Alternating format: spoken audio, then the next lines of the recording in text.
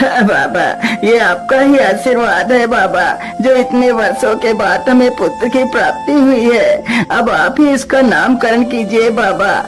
हाँ हाँ बेटा, क्यों नहीं, आप अपने पुत्र को मुझे दीजिए। साधु जैसे ही उस बच्चे को अपनी गोद में लेता है तो देखता है उसके दाहिने हाथ पर एक नीले रंग का चिन्ह बना हुआ है जो राजयोग को दर्शाता है। साधु उस बच्चे के ऊपर उस चिन्ह को देखकर हैरान रह जाता है। क्या बात है बाबा, आप इतना परेशान क्यों लग रहे हैं? बेटा, मैं परेशान नहीं हूँ, मैं तो बहुत खुश हूँ। तुम्हारा यह बेटा बहुत ही तकदीरी है। तुम्हारे बेटे के किस्मत में राजयोग लिखा है। हाँ बाबा, मैं कुछ समझा नहीं, आप क्या कहना चाह रहे हैं बाबा? बेटा, तुम्हारा यह पुत्र राजा बनेगा। ये 14 वर्ष की आयु में ही इस राज्य की राजकुमारी से विवाह कर राजा बन जाएगा। साधु की यह बात सुनकर हरिया बहुत खुश हो जाता है। इसी प्रकार कुछ दिन गुजर जाते हैं। और तेज, शिकार बस कुछ ही दूर पर है। राजा हिरन के पीछे भागते भागते काफी दूर निकल जाता है, लेकिन हिरन राजा के हाथ नहीं लगता। ओहो, सत्यानाश हो तेरा, भागते भागते इतनी दूर निकल आया, लेकिन हिरन तो हाथ लगा ही नहीं। और प्यास भी इतनी जोर की लगी है। आसपास तो कोई नदी और तालाब भी नहीं है। मुझे लगता है इस ओर कोई गांव नजदीक ही पड़ेगा। चलो इस ओर ही चलता हूँ।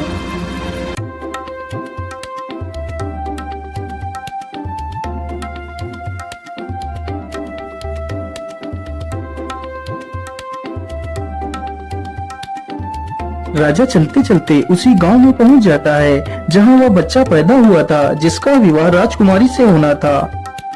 अरे बाबा, सुनिए जरा, मुझे बहुत जोर की प्यास लगी है। कृपा कर आप मुझे थोड़ा सा पानी पिला दीजिए।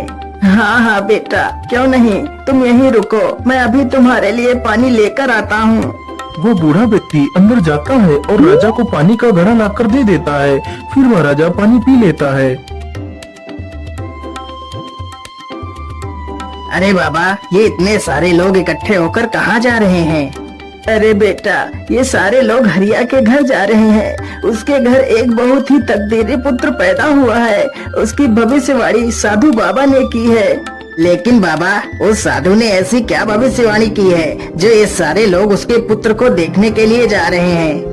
बेटा, साधु बाबा ने बताया था कि जब हरिया का बेटा 14 वर्ष का हो जाएगा तो उसका विवाह इस राज्य के राजा की पुत्री के साथ होगा और उसका पुत्र इस राज्य का राजा बनेगा। उस बूढ़े व्यक्ति की यह बात सुनकर राजा को बहुत गुस्सा आया कि आखिर एक किसान का बेटा उसकी पुत्री से विवाह कैसे कर सकता है। अरे नहीं नहीं, मैं ऐसा किसी भी हालत में नहीं होने दे सकता। मुझे कुछ ना कुछ तो करना ही होगा।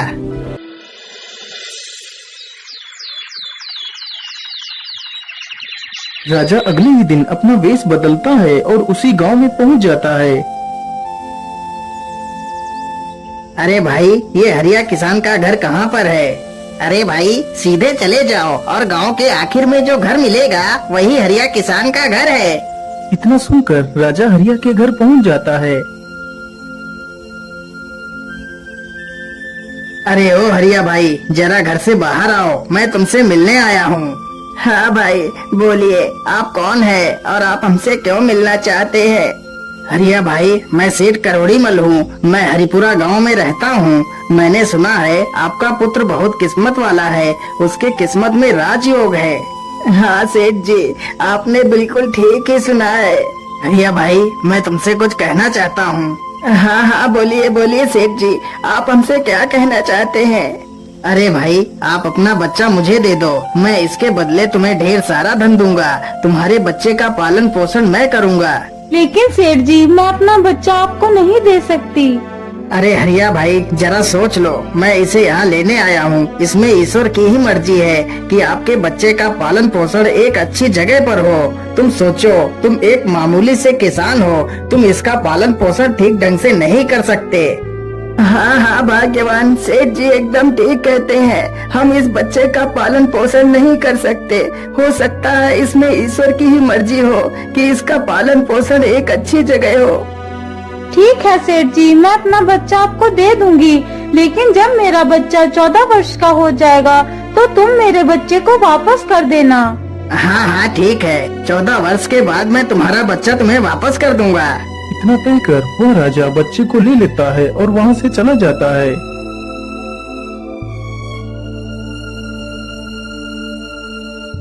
क्या करूं? इस मासूम को मारने के लिए तो मेरे हाथ उठ ही नहीं रहे हैं। मैं ऐसा करता हूं, इसे एक लकड़ी के संदूक में बंद कर देता हूं और इसे नदी में बहा देता हूं, या इसी नदी में डूबकर मर जाएगा। इतना सोचकर राजा उसे एक लकड़ी के संदूक में बंद कर देता है और उसे नदी में बहा देता है।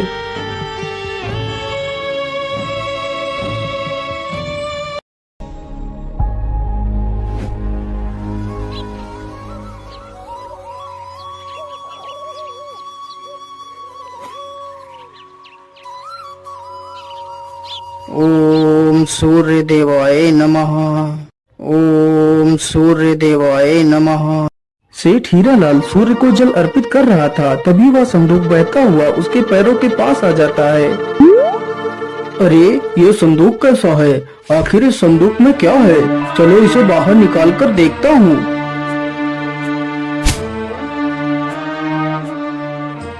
अरे ये क्या? इसमें तो एक बच्चा है, लेकिन यह बच्चा तो कितना सुंदर है। हे प्रभु, लगता है आपने मेरी सुन ली। मेरी पत्नी कब से पुत्र की कामना कर रही थी और आज आपने उसे भी पूरा कर दिया। सेठ जल्दी से उस बच्चे को उठाकर अपने घर ले जाता है और अपनी पत्नी को सारी कहानी सुनाता है। हे प्रभु, आपका बहुत बहुत धन्यवाद जो आपने मेरी इस इच्छा को भी पूरा कर दिया। इसी प्रकार धीरे धीरे 14 वर्ष गुजर जाते हैं। सेठ ने उस लड़के का नाम सूरज रखा। सूरज अब पूरे 14 वर्ष का हो चुका था। वाह सूरज वाह, तुम तो कितने बुद्धिमान हो। सूरज की प्रशंसा गुरुजी कर रहे थे, तभी वहाँ से वही राजा गुजरता है जो किसी दूसरे राज्य में किसी जरूरी कार्य के लिए जा रहा था।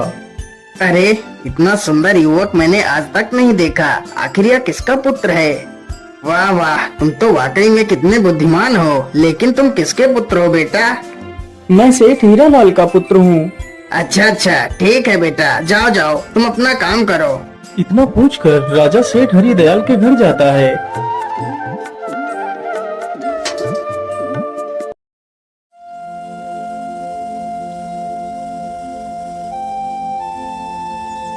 सेठ जी, इतना सुंदर और बुद्धिमान बेटा आपको कैसे प्राप्त हुआ?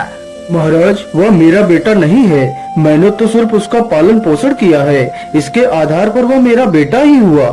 लेकिन सेठ जी, यह लड़का आपको कहाँ से मिला? फिर सेठ राजा को सारी कहानी सुनाता है। ओहो, इसका मतलब यह वही लड़का है जिसे मैंने 14 वर्ष पहले एक नदी में बहा दिया था। राजा और सेठ आपस में बात कर ही रहे होते हैं कि तब तक वहाँ पर सूरज आ जाता है। सेठ जी, यदि आप बुरा ना माने तो मैं एक पत्र लिखकर अपनी महारानी को कुछ संदेश भेजना चाहता हूँ। यदि आपका बेटा सूरज उस पत्र को महारानी तक पहुँचा दे तो मैं आपको 100 सोने की मोहरें दूंगा। हाँ महाराज, क्यों नहीं, मैं आपका संदेश लेकर जरूर जाऊंगा। राजा ने चुपचाप एक संदेश लिखा और उस पर अपनी मोहर लगा दी। फिर सूरज को पकड़ा दिया। सूरज उस पत्र को लेकर वहाँ से निकल पड़ता है।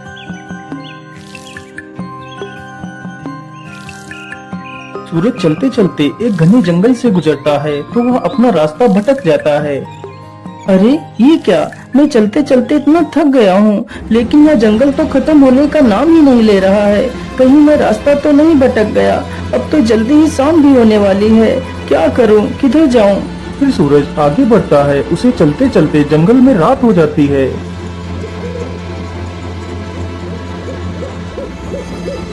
अरे उधर क्या है? मुझे लगता है या तो कोई झोपड़ी है। चलो मैं आज रात इसी झोपड़ी में बिता लेता हूँ। इतना सोचकर सूरज अपने घोड़े से नीचे उतरता है और झोपड़ी के अंदर चला जाता है।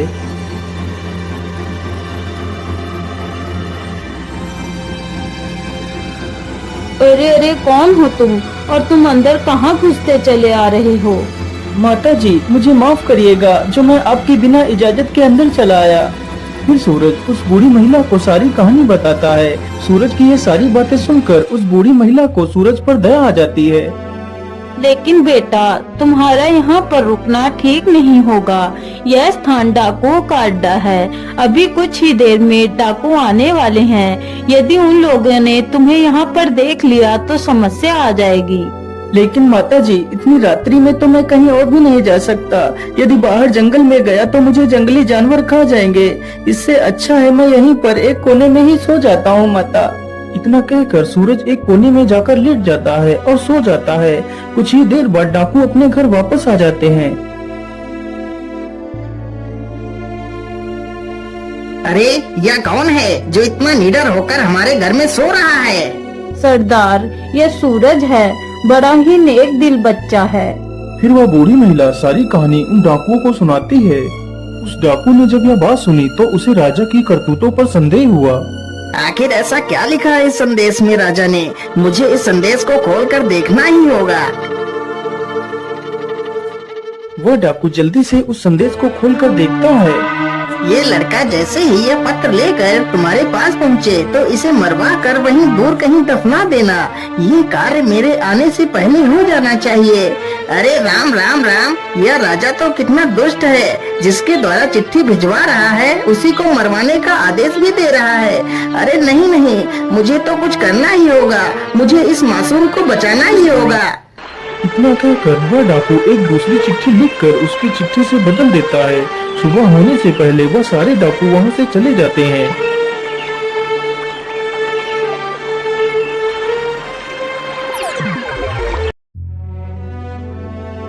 अच्छा माताजी, अब तो सुबह हो गई है, अब मैं चलता हूँ। यहाँ पर आश्रय देने के लिए आपका बहुत बहुत धन्यवाद। इतना कहकर सूरज वहाँ से निकल पड़ता है। सूरज कुछ ही देर में राजमहल में पहुँच जाता है और चिट्ठी महारानी को दे देता है। महारानी तुरंत ही उस चिट्ठी को पढ़ती है। यह लड़का बहुत ही ईमानदार और नेक दिल है। यह हमारी राजकुमारी के लायक है, इसलिए मैं चाहता हूँ हमारी राजकुमारी का विवाह इसी के साथ हो। इसलिए तुम हमारी पुत्री का विवाह इसी के साथ कर दो। यह विवाह मेरे वापस आने से पहले हो जाना चाहिए। आखिर महाराज ऐसे कैसे किसी के साथ हमारी राजकुमारी का विवाह कर सकती हैं? लेकिन इस चिट्ठी पर तो महाराज की मोहर भी लगी है। इसका मतलब यह युवक सत्य कह रहा है। इतना सोचकर महारानी ने अपनी पुत्री का विवाह सूरज के साथ कर दिया। कुछ दिनों बाद जब राजा वापस लौट कर आया तो उसे पता चला कि उसकी पुत्री का विवाह उसी युवक के साथ हो गया है। यह सुनकर राजा गुस्से से आग बबूला हो गया। नहीं नहीं महारानी जी, ये तुमने क्या कर दिया? तुम जल्दी से जाओ और मुझे वह पत्र दिखाओ जो मैंने तुम्हें भेजा था। महारानी जल्दी से राजा को वह पत्र दिखाती है तो राजा पत्र में कुछ और ही लिखा पाता है। अरे सैनिकों, जल्दी से जाओ और सूरज को हमारे सामने पेश करो।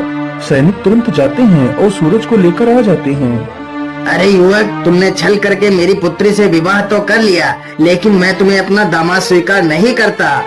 लेकिन महाराज, मैंने तो आपके साथ कोई छल नहीं किया है। अरे मूर्ख, तू मेरे साथ भी छल करना चाहता है, लेकिन मैं तुझे अपना दामाद स्वीकार नहीं करता। हाँ, मैं तुझे एक शर्त पर ही अपना दामाद स्वीकार कर सकता हूँ। बोली महाराज, आपकी क्या शर्त है? अरे युवक, यदि तुम मुझे शैतान के 2 सोने के बाल लाकर दे दो तो मैं तुम्हें अपना दामाद स्वीकार कर तुम्हें अपना सारा राज्य सौंप दूंगा। यदि बाल लेकर नहीं आए तो मैं तुम्हें फांसी पर चढ़ा दूंगा। ठीक है महाराज, मैं अपनी पूरी कोशिश करूंगा। इतना कहकर सूरज एक घोड़े पर सवार होकर वहाँ से निकल पड़ता है।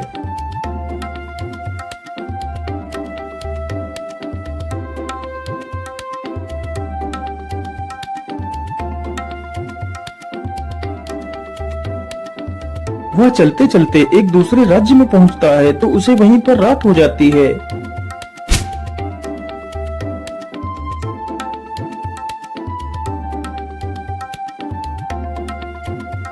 अरे सैनिक भाई, मैं एक परदेशी हूँ और आज रात मैं आपके यहाँ रुकना चाहता हूँ। सैनिक तुरंत ही सूरज को राजा के पास ले जाते हैं। लेकिन बेटा, तुम शैतान के बाल लेने के लिए तो निकल पड़े। क्या तुम्हें पता भी है वह शैतान कहाँ रहता है?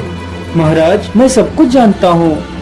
अच्छा, यदि तुम सब कुछ जानते हो तो क्या तुम यह भी जानते हो कि हमारे राज्य का सबसे बड़ा कुआं सूख क्यों गया, जबकि उसमें सबसे मीठा पानी निकलता था? हाँ महाराज, मैं यह भी जानता हूँ कि आपका मीठे पानी का कुआं क्यों सूख गया है। तो फिर मुझे जल्दी से बताओ, वह कुआं क्यों सूख गया है? यदि तुमने मुझे उसके सूखने का कारण बता दिया तो मैं तुम्हें सोने चांदी से तौल दूंगा। लेकिन महाराज, मैं इसका जवाब आपको अभी नहीं दे सकता। मैं इसका जवाब वापस आकर दूंगा।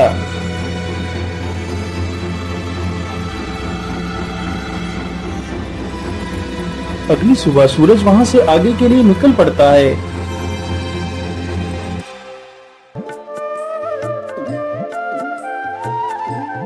वह चलते चलते एक बड़ी सी नदी के पास पहुँचता है। ओहो, रास्ते में तो इतनी बड़ी नदी पड़ गई है, लेकिन मैं इसे पार कैसे करूं? तभी देखता है कि एक व्यक्ति नाव लेकर उसकी तरफ चला आ रहा है।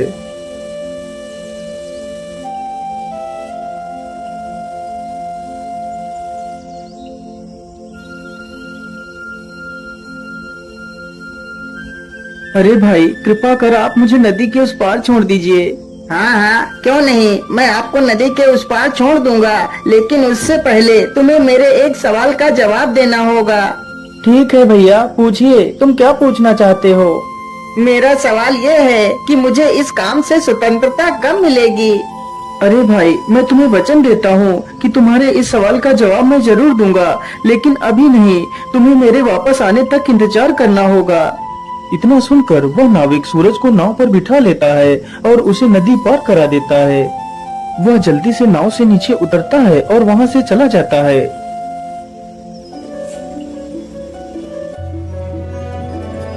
सूरज चलते चलते एक गुफा के पास पहुँचता है। मुझे लगता है यह वही गुफा है जिसमें वह राक्षस रहता है। चलो इसके अंदर चलता हूँ। इतना कहकर वह गुफा के अंदर घुस जाता है।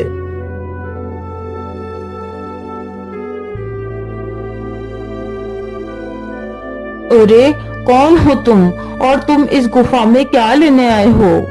माता जी, मेरा नाम सूरज है, मैं बहुत परेशानी में हूँ, मेरी सहायता कीजिए माता।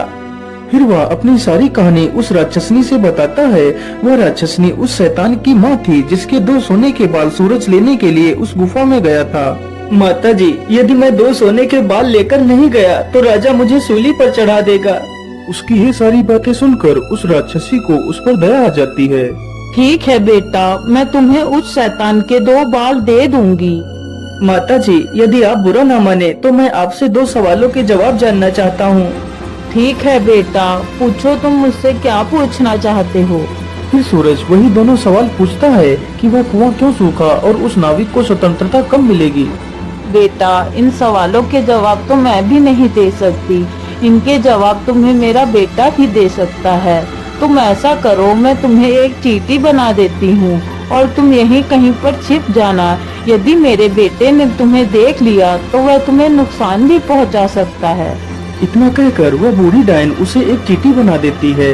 वह चींटी चुपचाप जाकर एक स्थान पर छिप जाती है। तभी कुछ ही देर में वह राक्षस भी आ जाता है। मनुष्य की दुर्गंध, अरे ये मनुष्य कहाँ है? कहाँ है वो मनुष्य? अरे बेटा, तुम किस मनुष्य की बात कर रहे हो? यहाँ पर तो कोई भी मनुष्य नहीं है। लेकिन माँ, मुझे तो यहाँ पर बहुत जोर जोर से किसी मनुष्य की दुर्गंध आ रही है। अरे बेटा, यहाँ पर कोई भी नहीं है, तुम मेरा विश्वास क्यों नहीं कर रहे हो?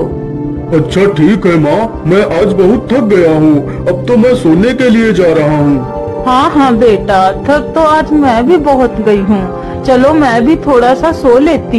इतना कहकर दोनों आराम करने लगते हैं। कुछ ही देर में राक्षस गहरी नींद में सो जाता है।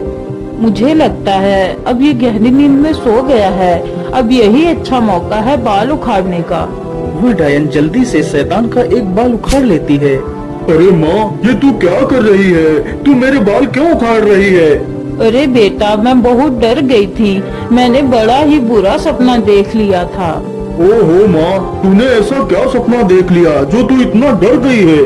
मैंने देखा कि उम्बल राज्य का एक कुआं जिसमें कुछ साल पहले बहुत मीठा पानी निकलता था, अब वही कुआं पूरी तरह से सूख गया है। आखिर ऐसा कैसे हो सकता है?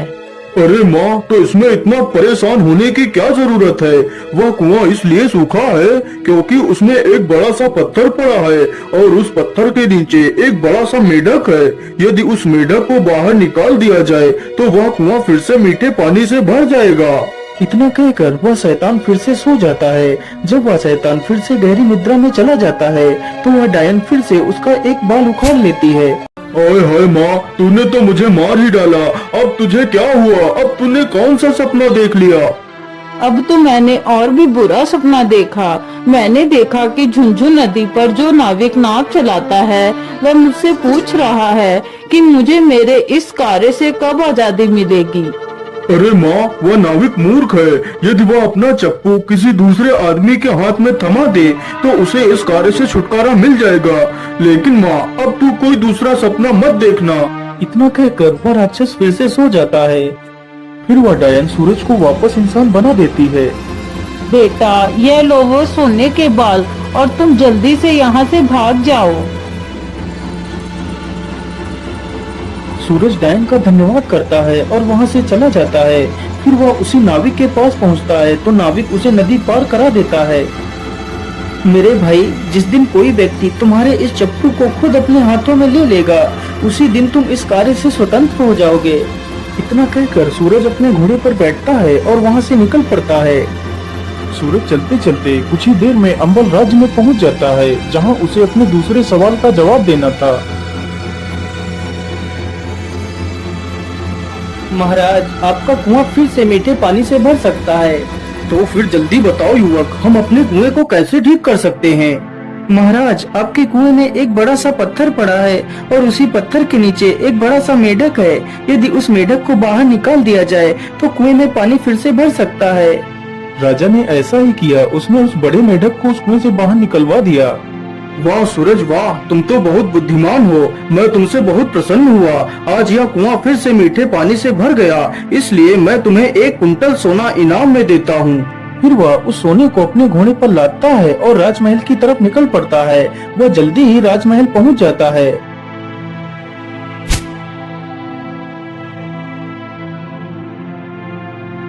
ये लीजिए महाराज, मैं आपके लिए शैतान के बाल लेकर आ गया हूँ।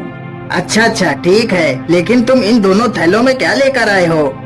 महाराज, इसके अंदर सोना है। सूरज जल्दी से उन दोनों थैलों को राजा के सामने ही खोल देता है। इतना सारा सोना देखकर राजा हैरान हो जाता है।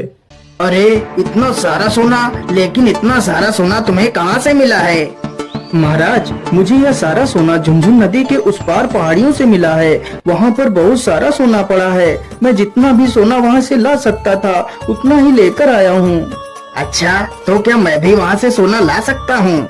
हाँ हाँ महाराज, क्यों नहीं। जब आप झुंझुन नदी के पास पहुँच जाना तो तुम्हें एक नाविक मिलेगा। तुम उस नाविक का चप्पू खुद लेकर नाव चलाना और नदी के उस पार निकल जाना, तभी वह सोना तुम्हें दिखाई देगा। यदि तुमने नाव स्वयं नहीं चलाई तो वह सोना तुम्हें कभी नहीं मिलेगा। इतना सुनते ही राजा के मन में लालच आ जाता है और वह तुरंत ही झुंझुन नदी पर पहुँच जाता है। अरे ओ नाविक, जल्दी से इधर आ, मुझे नदी के उस पार जाना है। इतना सुनते ही नाविक जल्दी से नाव को नदी के किनारे पर लाता है। राजा तुरंत ही उसका चप्पू खुद उठाकर नाव चलाने लगता है। तभी वह नाविक उस नाव पर से गायब हो जाता है और राजा उसी नाव का नाविक बनकर रह जाता है। उधर सूरज ही उस राज्य का राजा बन जाता है। अरे हरिया भाई, अपना बेटा मिल गया। हमारे राज्य का राजा 14 वर्ष का लड़का बना है और उसका विवाह राजकुमारी से हुआ है। इसका मतलब वही तुम्हारा पुत्र है। इतना सुनते ही हरिया और उसकी पत्नी राजमहल पहुंच जाते हैं और अपनी सारी कहानी सूरज से बता देते हैं। हाँ हाँ सूरज बेटा, यही तुम्हारे असली माता पिता हैं। तू मुझे नदी में एक लकड़ी के संदूक में मिला था। इतना सुनकर सूरज अपने माता पिता को अपने गले से लगा लेता है और उस राज्य में ही राज करने लगता है।